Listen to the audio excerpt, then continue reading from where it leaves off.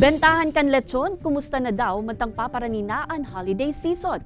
Abiso kan DA Bicol sa mga maluto nin pork products sa Pasko asin bagong taon, aramon sa report ni Jessica Calinog.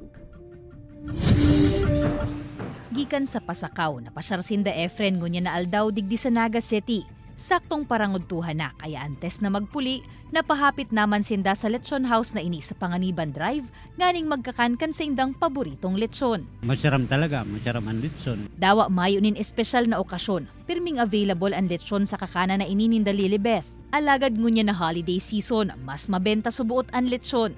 Panahon naman kaya inikan mga Christmas party asin reunion. 9,500 pesos ang pinakabaratong lechon na sa indang pigo-opresir. Nasa 15,000 pesos man ang pinakamahal. Sigun kay Lilibeth, fixed na ang yaon sa indang price list hasta sa bulan in Enero. Sufficient man ang supply kang urig. Saka mayo man shortage kang mga urig. Pigaabisuhan man kan Department of Agriculture ang mga negosyante na maglikay asin maginrigmat ng gad sa pagbakal kan mga liletsyonon na urig. Urog na ngunya na may positibong kaso nin African swine fever sa banwaan nin Libmanan. Di kami nagkukuaning mga supply na hali duman sa mga red zone areas na tig-declare kang syudad.